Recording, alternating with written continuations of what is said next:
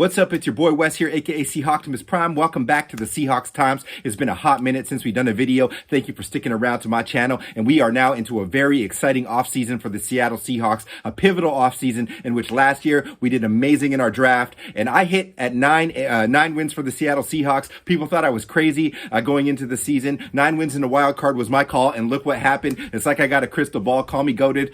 Just call me lucky. It is what it is. Anyways, we have some huge decisions to make this offseason. And we're going to start with the biggest one, Geno Smith. Do the Seattle Seahawks pay or not pay Geno Smith? There were two actually divided camps on this matter, and that makes sense to me. Geno had a fantastic year. He had a 70% completion percentage, basically, over 30 touchdowns to 11 interceptions, and had some really big games for the Seattle Seahawks. In my opinion, Geno Smith does deserve to be paid. I do not know if he's a $35 million a year quarterback. I feel like that puts us right back in the position we were at with Russell Wilson. We have a young and upcoming team. This is no slate on Geno Smith, but I am more of the cloth that we should move on from Geno Smith if the money is too much. If the money's okay and we can develop a young quarterback to compete with Drew Lock behind Geno Smith, then I'm all for it. And I love Geno Smith. He's a great guy, great character, great leader, and a fantastic story, and does deserve money. I just don't know if the Seattle Seahawks, in their cap situation, if it makes sense for them to sign Geno to a long-term deal that kind of cripples them signing big players,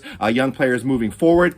I would be more on board with maybe paying a guy like Daron Payne, drafting a CJ Stroud, a Will Levis, that type of player. I don't know if those guys are going to immediately impact the game like Geno Smith out of the gate, but for the future, that could make more sense if Geno is not the long-term answer in the eyes of John Snyder and Pete Carroll. I do like Geno Smith, though. If Geno Smith sticks around, I will not be mad. I do think that they can still have good, deep playoff runs. I just am not sure that we can win with Geno Smith, a Super Bowl itself, without having a much more strong team around him. And, at his age, I just don't know if the timing would work that way. But if you think that Geno Smith should be paid, light it up in the comments and, do what you got to do and say what you got to say. If you think we should draft a quarterback in the top 20 there, whether that's Will Levis, Anthony Richardson, if Bryce Young fell, a CJ Stroud, if you think that makes sense, I'd like to hear what your thoughts are on that as well. Now, the draft capital that Seattle has is just insane. You guys know what it is. We got 5 and 20 and so on. Got a lot of picks before the 4th round, 5th round there. And do not expect them to hit as hard as they did last year, because that was just, I wouldn't say a miracle draft, but a draft that was very, very unexpected, taking best player available and then hitting late on maybe some legendary players like Tariq Young. And that is not something that you can expect to do every season. But even if you hit at 50 to 60% starting caliber players in this draft with the volume you have, whether you stay at the picks you have or you trade down, the Seattle Seahawks are going to drastically improve. And I do believe that mid to top tier vets are going to want to come over to Seattle if they like what they see. Washington State with a lower income tax bracket, there's a lot of positives, and now you have vets talking really positively about their experiences in Seattle, playing for Seattle, and a lot of them say it is the best place, the best culture. Secondly, who's going to be coaching on this team next year? I do not know if Desai stays around. I know he's getting a lot of offers. Canal is getting a lot of offers from other teams as well. So coaching staffs are important. Will Pete Carroll coach into next season? I'm starting to believe that he will. Maybe a month and a half ago, I thought maybe, he might be teetering off a bit, but I don't know if they have who they want to replace Pete Carroll at full go right now, specifically if a guy like Sean Desai is thinking of leaving the organization or not. Sean Payton is off the table. The Broncos gave big capital for Sean Payton. I did like the idea of Sean Payton, but I wasn't willing to give up draft picks for a guy like Sean Payton. Draft targets. I've got many. There's so many theories of that too. Do we take Jalen Carter, Will Anderson if they fall, or do we go with the QB? What do we do in that top 5 pick?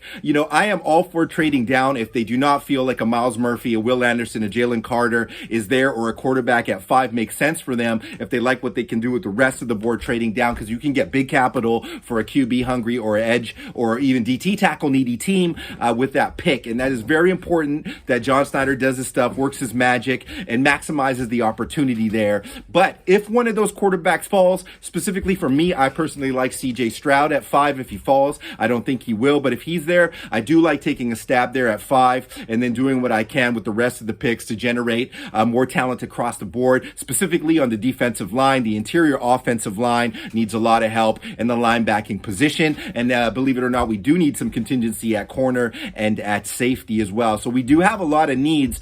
We do have a good and young upcoming team, but we do have a lot of needs to put us in the caliber to compete with your Philadelphia Eagles, your Niners, those types of teams to get us out and over the hump. You know, we're going to need not only good young players, but some solid vets as well and a well-rounded roster. We're going into the year with over $35 million in cap space. I believe we can free up some cap space by, you know, letting go of some kind of mid-tier vets that we have on this roster who I think are talented but are taking up space and aging. So we need to clear out that roster, make some sense of this, either bring in a center, a linebacker, or a defensive tackle so that we can free up some of that draft capital to play upside, so that if a guy like, you know, a dynamic running back like Jamar Gibbs falls, or a corner or somebody like that falls, we do have a high enough pick and opportunity to take that rather than just, you know, plugging and playing, you know, the BPA linebacker or a defensive tackle that we feel like we're forced to have at that position. So this is a critical draft and offseason for Seattle once again. If they hit on this draft class, I'm telling you guys,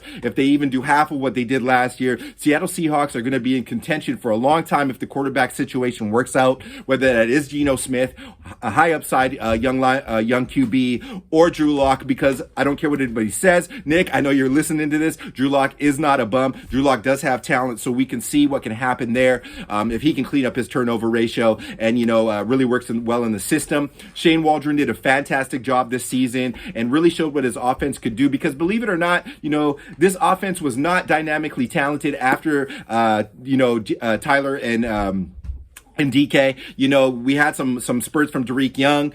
We had some nice plays from Marquise Goodwin, who's getting an older player. So we are going to have to look at a third wide receiver there. You know, I'm with Murph on that. You know, Rashee Rice, I really like Rashee Rice, but you also got Hyatt out of Tennessee. You got a lot of good receiving options there. I don't think Zay Flowers going super early is my call, but he's a good player too. He might work in the system, but they are going to look at a third wide receiver there, whether that's in free agency or in the draft. I like looking at the draft because I see a lot of high upside guys that are going to go late in the third to sixth round in this draft, particularly at wide receiver with so many needs at more like focal point positions in the draft class. There's a guy out of Virginia, Wicks, I think is his last name, and he looks really good. I want him to have a good speed guy, some guy on the level of like, you know, a Valdez Scantling, but better routes, better hands. He doesn't have to be that fast, but it could be Derek Young for all I know. You know, K. Johnson looked good. I don't think K. Johnson's an every down third guy, but you know, Derek Young could be that guy. I'm very high on Derek Young and I was going into the season,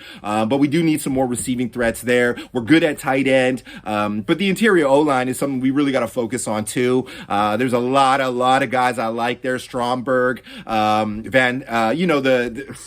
I can't get his name right, but Ohio State's Whipper, they got a lot of good guys there, and Georgia has a good center as well to draft there, and there's some others too. There's always going to be some others at that position that are overlooked, but a big bruiser has no slight on Austin Blythe. Maybe we keep Blythe around, but we need somebody who can really bruise in the run game and push the pile, and then maybe we can get Damian Lewis back to his natural position at right by letting Gabe Jackson go, and work somebody that we already have in the system at left guard, but we're set at tackle with Charles Cross and obviously, Abraham Lucas are just awesome players, and they're only going to get better. Super young guys, and the future's looking really bright for the Seattle Seahawks right now. What do you guys think? I'm going to do a draft video next. I'm really excited about my draft video. I've done over 150 mock drafts over different sites, the PPF site, a lot of the different mocks that I'm doing, and they have players ranked at different levels, so they all come out kind of different. But I really want to focus one on a couple different scenarios. I think one offensive. If we go offensive heavy first, because those top picks that fall in the first couple rounds to us are more offensive minded, offensive type players, and how we could get contingency at defense later in the draft. Value players. Have studied a lot of these players. I'm not quite Rob Stanton in them, but I've studied a lot of these players, and I think that I have some unique perspectives to bring to how Seattle should draft on the offensive side of the football field. And then I'll do a defensive heavy draft. You know, your more Jalen Carter kind of Will Anderson scenario type drafts. I'll bring you those guys too. Thank you for sticking around with the Seahawks Times. It's going to be an awesome year. I got a lot of support this year. Let's get this channel up over 2,000. If you love the Seattle Seahawks, make sure to like and subscribe. You can leave a super comment or whatever they call them. You know, show some love to the channel. All is well in Seahawks world. I hope you guys enjoyed the Pro Bowl weekend. It was but anyways, it's been a great year. I got the Eagles winning the Super Bowl here. I could be wrong. Patrick Mahomes is a GOAT and a legend, but I think the Eagles are very powerful. That's just my call anyways. You know what time it is. It's Wes, aka Seahawks Prime. Go Hawks.